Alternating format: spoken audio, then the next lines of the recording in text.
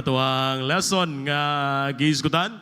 Now today is our Mission Booster Sunday. O limitado lamang ang ako ang oras. And then, by the way, gihangin ako mga bata, mga kabataan. Okay? So, ato na mo sa inyo ang Sunday School Room. Mga kabataan, naanan ninyo mga kuyag ate dito, magtudlo ninyo. Okay? So, mga kabataan akong gihangyo. Okay? So, dili ko magdugay, kay adun na lamang ko 25 minutes sa pagtudlo karon pagtuon sa pulong sa Ginoo. Kay atong taga-agda kong pagtaga nato ang bisita nga pastor. Pastor Eliezer Banghal from Angeles City, Pampanga. Okay, so dito magdugay. Gihangyo kamo sa pagpanindog uban kanako. Proverbs 17 verse number 15. Usa lang ka passage sa Bible, Proverbs 17 verse number 15. Atong padayonon atong pagtuon may tungod sa pagbiya o paglikay sa mga dulumtanan sa Dios. Okay, ato ang naputol nga lesson. Okay, Proverbs 17 verse number 15. Nakita na si Iman. Okay, atong dunganon sa pagbasa. Everybody read. He that justifieth the wicked and he that condemneth the just, even they both are abomination to the Lord. Shall we pray? Gracious loving Father, Lord, salamat this morning. Salamat Ginoo sa imong kaayo, sa imong kinabuhi. Salamat Amahan nga diin kami magkapadayon sa pagsimba. Kaya kanimo sa Espiritu o kamatuoran. Salamat, Lord, throughout the week. Ikaw ginumaayo sa mong kinabuhi. Salamat, Lord, sa mong grasya, even sa mong faithfulness sa among kinabuhi. Busa, Lord, this morning, akong pagampo, ikaw Ginoo magapanalangin, ilabi na Ginoo sa pagtuon sa imong pulong. Ako nagpray, balang Espiritu, magatabang ka na mo, aron ang imong pulong, Lord, masabta na mo sa pinakasimple, ugyano nga pamaagyo, O God. Use me, empower me with the Holy Spirit, O God. Anoint me. Onas tanan, Lord, pasaylo amin sa mga masala, Ginoo, nga nabuhat, nga ikaw Ginoo wala malipay. Madlo nga Ginoo ang buhat sa kaaway, nga makapadisturbo karon sa pagpaminaw sa iyong pulong. Ikaw mag-bless. I-claim na kong kadaugan. In Jesus' name we pray. Amen and amen. Makalingkod ka mo. So, atong i-review para makakonekta sa tuwang lesson. Okay, so paningkamutan ako nga mahuman ato ang lesson, pero dili gyud maapas, maybe ma-extend ko. Okay? Para dili po nato ni paspason pod kay og paspason nato ni mura man tagkakaon ba nga diretso tulon wanay usap. No, dili nato mabati ang kalami sa ato ang gikaon. Okay? So last Sunday atong giskutan mga pipila ka mga punto may tungod sa mga butang nga dulumtanan or dapat likayan sa Kristohanon. Kay aron ang Dios magpanalangin malipay sa atong kinabuhi. So number 1 atong giskutan, okay? Number 1 nga point, mga butang nga dulumtanan sa Ginoo, ang taong bakakon. Amen? No, ang taong bakakon. God hates ang pagpamakak. No, in fact, ang pagpamakak igo na nga modala kanato sa impierno. Revelation 21 verse number 8. Okay? And then number 2, ang taong masukihon o bagulbulan. Bagulbulan. So, hoping and pray sa mga ninglabay nga simana, ato na nang giminimize ang atong pagkabagulbulan. Hello? So ang sikreto aron dili ta magsigig bagulbol pagkat-on sa pagka-kontento. Amen? Unsay naani mo karon, unsay gihatag sa Ginoo sa imuha, pasalamati na. Okay? And the number 3 atong gisgutan, ang pagsulob sa bisti nga iya sa lalaki kung ikaw babae. Og iya sa babae kung ikaw lalaki. Kuyaw na biaron. Kay kanang makita nimo sa dalan maglakaw. Og dili siguro pastoryahon murag malibog kag babae ba ni or unsa ba ni kay lantawo nimo mura naman gyud babae pero pastoryaha brad murag delikado so and then number 4 ang pagkabayot ay naputan nita o pagkatumboy lakip ang pagpakig-amigo kanila, bisan ang pagpapuyo kanila diha sa imong balay. Di gyud na mo dalag panalangin kaya ang gihimo biya sa Ginoo unsa man, babayi ra og lalaki. Babayi ra og lalaki. Kay bisag masa ka mato mo adto ka sa CR. Unsa may naa sa CR? Nakabutang dito. Male, female, he, she, wala may middle sex. Diba? So dapat masabta na to na, mingon ka pastor, akong kasing-kasing pastor, lalaki ko pero akong kasing-kasing pastor. Maibog mangyog kog lalaki pastor. Delikado na. Dulumtana na sa Ginoo. Ha? Pastor, babae ko pastor pero murag maibog man kun ni sister. Delikado na. No? Well, na may mga babae nga lakin-on og lihok, di ba? Pero babae gyud. Aman po yung lalaki nga murag bayin-on pug lihok, pero lalaki gyud. Ha? So, ingon pa nila, mahibalaan daw na lalaki ba kanang bayuton ba kung palantawon sa siko, no? I don't know mo laki ang uban. Maana man no? Or uban maana ba? Aambot unsay ko ana na. Basta lang kanila mabaling ulo, di ba? So, number 4, ang pagkabayot o pagkatumboy. Lakip na ang pakig-amigo kanila. So kung naa kay higala nga bayot baka or tumboy, sulwini nga. No? Sulti is kamatuoran nga ang Dios na lisod ra pa na mahilangit ng bayot ingon po sila nga pastor ay dito lang sa rainbow. Nya kanang rainbow mawa man na matagak mo. Di ba? So ang Dios muusab kanila. Okay? Okay, 15 minutes. All right. So, dirita number 5, dirita number 5. Sa atong verse nga ato ang gibasa, the Bible says, He that justifieth the wicked, and he that condemneth the just, even they both are abomination to the Lord. So, unsay bot pasabot ana pastor? Number 5 point, okay? Ang dili makiangayon sa hukom. Unsay bot pasabot ana pastor? Ang gusto sa Dios, alang sa Kristo anon dapat balansi ta sa atong hustisya. So may buot pasabot ana pastor, no? Dili pwede na to himuon nga ang sakto himuon natong sayop ug dili pud pwede himuon sayop ang sakto. Alang sa ato ang gusto. Dapat we have a fair judgment. Huh? So this verse emphasize about perverting justice. Kana bitaw ang hustisya giusab lahi naman ron kung naa kay kwarta, bisag sayop ka, pwede man kang himuong matarong. Diba? Sa kalibutan. Pero dapat kita nga Kristohanon kung sayop gud na. No? So, unfair judgment, treating the wicked as righteous and the righteous as wicked is an abomination. Dapat ato ginantiman-an. Nga kabalo ka nga sayop pero imong gipakasakto. Kabalo ka nga sakto pero imong gipakasayop kay para sa imong kaugalingon. So let's get back of what the Bible says. No? So, gipaboran nimo ang tawo nga dool nimo bisan sayop ang iyang gibuhat. Hello?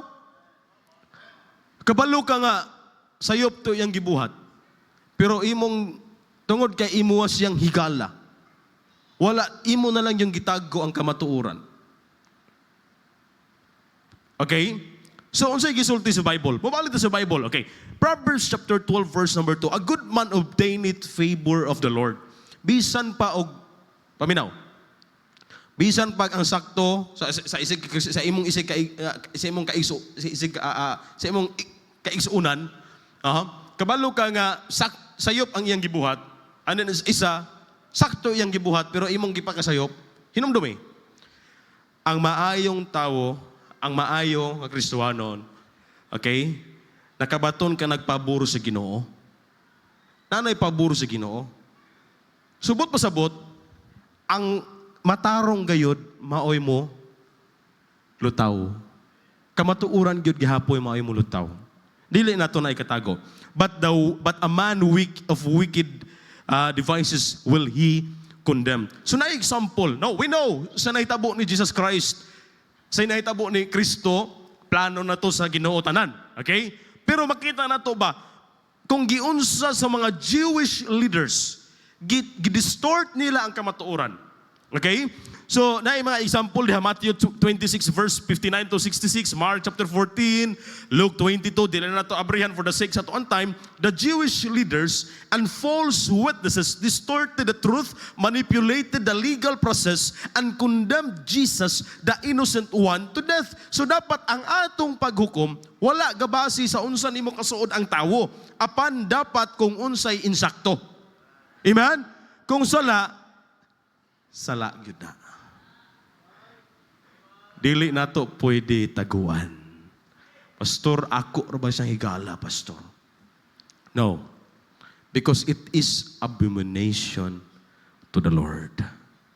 Hello? Okay? So we need to treat people according to their actions and merits. Dapat kabaluta mo balansi unsay sakto o unsay dili maayo. I remember sa una ako igsuon, bisag sayop may gibuhat, ato yung labanan kay ato mang igsuon. Di ba? Bisag sayop ang gibuhat, ato yung pero it is sayop na. Unta dili inon ana nga prinsipyo. Okay? Because the Bible says it is abomination to the Lord. So dapat kabalutan mo balansi unsay sakto or unsay dili maayo.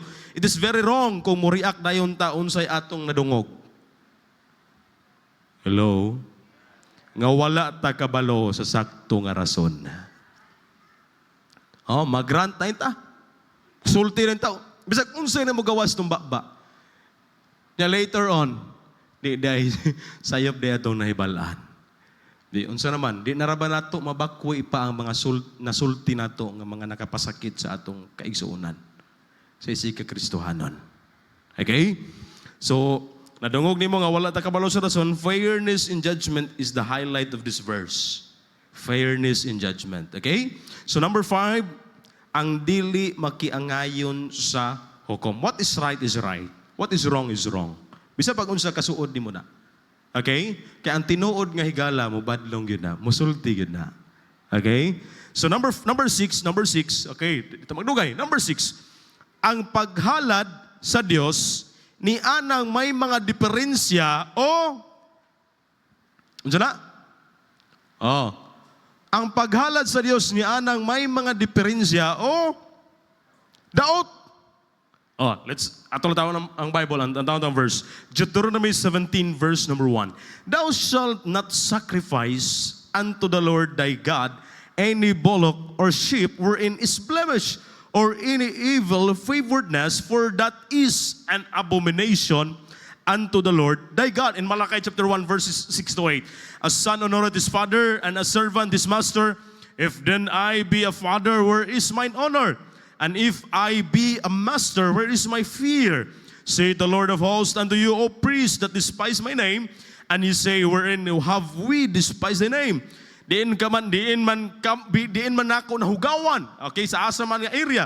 In verse number 7, ye offer polluted bread upon mine altar, and ye say, wherein we polluted thee, in that ye say that table of the Lord is contemptible. And ye offer the blind for sacrifice. It is not evil. Gihalad nila ang mga daot. Gihalad nila ang mga og naay bisita. Ikaw kuno be og naay bisita. Moadto ba ka sa likod, mangita batag tong manok na kong gidungoy be. Kay mao ni akong ipakaon. Ang pinaka-the best yun. Pinakatambok yun. How much more sa Ginoo? No? Pastor, isulti gina niya, may tungod kan tijima nga, pag mo offering gali, kadtog yung pinakatuskig. O bisan gali, ino na ba? Diba? Kaya atong pastor, basta para sa simbahan, pinaka-the best. Munang, salamat, to God be the glory, ipayalan ta ni ini nga facility, pinaka-the best para sa Ginoo. Because God deserves the best. Amen? Unang makita ni mo karon, salamat sa Ginoo. Busa, unsay gipayala sa Ginoo sa atoa, atong ampingan. Amen? Kung natay makita nga mga bata, magdala og something nga hait, nga kinaana sa bangko, di atong badlungon. Amen? Kay para man na sa Ginoo. Amen? Makita na tong sagbot nga naa sa tungod, ay atong puniton. Di lang buta, mga Bible student rana mga worker rana, hey, we are all servant of God. Alagad na sa Diyos. Amen? Okay. So, sometimes we think nga ang Diyos ato orang mantiniran ba? No? But the Bible says God deserves the best. In our offering, God deserves the best. Unsa man ang imong gibuhat para sa Diyos, buhata ang pinaka-the best. Hello? Okay, if you love the Lord, you will give what's best for Him. Unsa gali, kung naagali kay hinigugma, sa imo galing hinigugma, tagaan magay ni mo pinaka the best. Diba? Muuli tagikan sa lakaw, magunahon na abgitag unsay atong madala. Unsay atong mahatag. pinaka-the best. Diba? Mga young people, pinaka-the best. Good, ang suoton. Pag magkita, ano? Mga nga nato yung manag-uyab, nagkita, nangaon sila sa restaurant. Nya kana laging dili ka musulti og negatibo ba? Nya iyang uyab kay nagkaon, na may gaitom diri ba? Diri ba? Dabit sa ilong. Kay musulti kag negatibo, bastid ka. Love. Kasweet ba nimo eh? Naay kuan ri labon, naay mumuho. Gipunit, ikuha. Then gikaon. Ingon ka lang, mumuho, sudan man lagi. Kugmo ra ito. Kugmo rin. Dili ato, di ba dito musulti og negatibo. Di ba? Okay? So in our service and dedication, God's deserve the best. Kung unsa nga ministry imong giapilan, do the best for God's glory. Amen. Di man na pagpasikat atoa. Ang atoa, usakto lang ang motibo, di ba? Ang atoa nga malipay ang Ginoo sa atong gibuhat. Kung nag-appeal kag choir, sing it with your heart. Amen. Sa panikong tapad, uyabag kayo, basta kay kinasing-kasing lang. No? Ay lang po, ipalabaw imong pagkayabag. Lip-sing lang. Diba? So, kung nag-usher ka, dress properly. Amen? Lain po na nga mag-usher, diba? Gawasog. Pero Sunday ba? Diba? So, suoto na to ang pinaka-the best. Okay? Kung nag-doorkeeper ka, open the door with smile. Diba? Okay. Na po de. Kalami rang lambak, portahan. So, di ba? Bisag kita, di ba? Naibisita, dili from head to foot. Mubalik pa ka na. So, dapat, salamat kayo. Amen? Salamat kayo. Kaya nanapog ka. Dili, okay? So, kung driver ka, drive carefully with smile. Come on. Dugay kayo mo. Nangalit na ta. Ngamong tanin nyo. Salamat, no? Sunod ha. Okay ramang malita, pero mas hindad yung makasayot ha. Diba? Kaya ikaw may hulatan dari. Sunod ha. Pagsayo-sayo, biya po uroy. Kaya dili na biya po ikaw may kwaon. Diba? So, kanang ministry, diba? Amen? So, dapat buhato na to ang pinaka-the best, no? Drive carefully with smile. Kung cleaners ka, clean with your heart. Amen? Paglimpyo ba nga? Kinasing-kasing yun. Kaya pag kinasing-kasing ang imong paglimpyo, mabuhat man imong pinaka-the best. Pero kontra gusto, bahalag mga buak na diha. Wa ko'y palabot. No? We do the best because we are all servant of God and we love the Lord. Amen? So let us be thankful unto the Lord for putting us into this ministry. Busa, let's serve Him what's best. No? Because serving God is a great opportunity. Unsa may atong mahatag sa Ginoo, atong ihatag ang pinaka-the best. Ingon si Paul, ato kang Timothy, siya nagpasalamat, no? 1 Timothy chapter 1 verse number 12. And I thank Christ Jesus our Lord, who hath enabled me for that He counted me faithful, putting me into the ministry. Na Macedonian church gave themselves first to God. No? Pastor, wa ko'y mahatag sa Ginoo. Unang ihatag ang imong kaugalingon. Amen? Dili nimo ma-value unsa ka importante ang paghatag sa pinaka-the best kung mismo sa imong kaugalingon wala nimo gihatag sa Ginoo. Inumduman na to na. Amen? So, okay, dirita. Apas man ako ni sa third point. Point number 7. Amen? So, I hope na atong nahinumduman. Point number 6. Ang paghalad sa mga daot. So, God deserves the best. Amen? Sa atong pag-alagad, kung sa may hatag ni mo sa Ginoo, dili ta para ng Kristohanon nga ang pastor nakabisita silang panimalay, Kristohanon nga nagpaampo, kadawog naman mo ani, Kristohanon nga nagpaampo nga panalanginan niya mga pamuhi, mga baboy, mga kanding, pero grasya sa Ginoo gipanalanginan, di ang pastor nakabisita silang balay, pag adto niya sa tukaran, oy Brad, pagkadaghan ba si imong manok, salamat pastor sa imong pagampo gipanalanginan. Pag adto dito sa unahan, ay pasto, ay, brad, pagkadaghan ba mo si mong kanding? Ay salamat pasto sa mong pagampo. Gipanalaginan. Pag adto sa likod sa kusina, ay brad, pagkadaghan si mong baboy, brad, amen pastor, salamat gid pastor. Gidangog ang atong mga pagampo, pastor. Salamat sa imong pagampo, pastor. Pagsaka sa likod, kay giagdag pangapi ang pastor, brad, pagkadaghan ba mo iring diri, brad? Pastor, pagdala, pastor, apila pa ng inahan. God deserves the best. Amen? Sa atong pag-alagad, God deserves the best. Buhata ang pinaka-the best para sa Ginoo. Sa iyong paghalad, paghatag ni mo sa Ginoo, ihatag ang pinaka-the best. Offer Him what's best. Amen? And then number 7, dito number 7. Deuteronomy chapter 7, verse 25 to 26. The graven images of their gods shall ye burn with fire. Thou shalt not desire the silver or gold that is on them, nor take it unto thee, lest thou be snared therein, for it is an abomination unto the Lord thy God. Neither shalt thou bring an abomination into thine house. Notice His praise. Neither shalt thou bring an abomination into thine house, lest thou be cursed thing like it, but thou shalt utterly detest it, and thou shalt utterly abhor it, for it is a cursed thing. Deuteronomy 27, verse 15.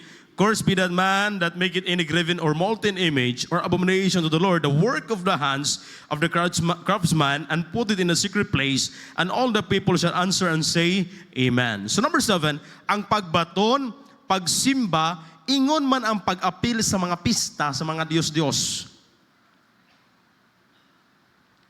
Unsa kay July, August. Hapit ng pista sa Pikarangan. May pista ron. May ilaman mo ng pista, no? Kaya nagkagabi, dagang mga anak-anak pa, no? Unsa ba na siya?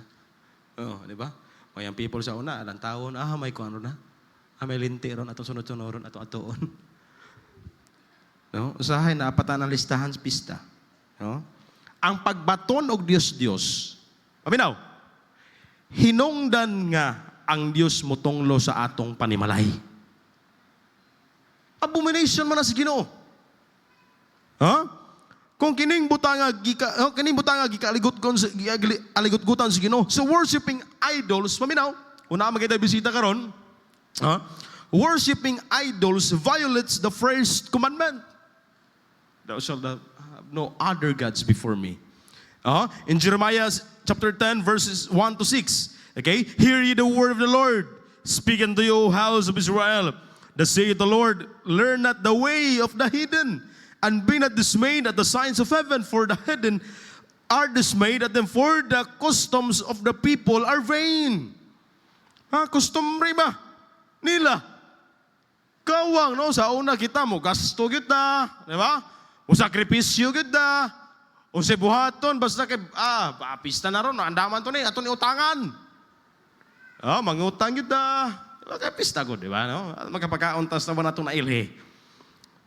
Pagkahuman, no, mamiya lang na yung kuwan. Grabe pagkapasar yun, nanguan pagkapasar. Mamiya lang na yung hugason. Diba? Pero katong baboy nga, gihaw ni mo itong pista, gihatag pa ni mo sa mission conference, ay, praise the Lord. Panalanginan po ito sa Ginoo. Amen? Pagkanindo to eh.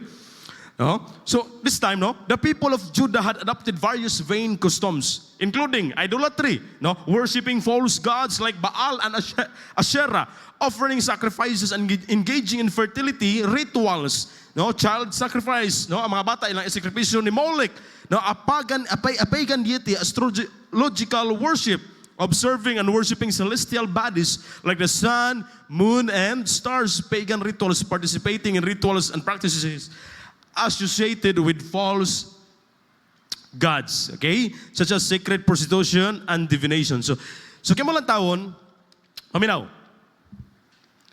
dili ta angay mahadlok ni ini. Kung naamang kayo na bata karong gatindog sa inyong altar, paminaw, nga nangitom na nawong tungod sa kandila, asos kandila, nga mahadlok ta mo surrender kay basig magabaan ta. Paminaw, wala na sila igahom nga mutunglo nato. Wala yung sa Bible, the book of Psalm, na imata, bro ka kita, na ikamot, ikap, na itiil, dili kalakaw. Panahon sa sunog, maupay salbaron. Ang mutunglo na to, Diyos na nasa langit. Kung naana sa atong palimalay, hinumdumi, dapat dilit na magbato ni ana. Kay hinungdan na nga walay panalangin sa atong panimalay. Dito mahadlok nga ihatag na ito na isurrender ako ni pastor. Ay, basig magkabaan ko pastor. Ay, ihatag ninyo na yung mga Bible student. Ihatag na mo. Kami may bungkag na. Inimura mo na kahoy. Bato. Oh, atong Ginoo buhi siya. Amen. Verse number 6, for as much as there is none like unto thee, O Lord, thou art great, and thy name is great in might. Walay makalabaw sa atong buhi nga Dios. Amen. Shall we pray? Precious loving Father Lord, salamat Ginoo sa imong pulong. Ikaw magka-bless niya to sa ngalan ni Jesus. Amen and amen.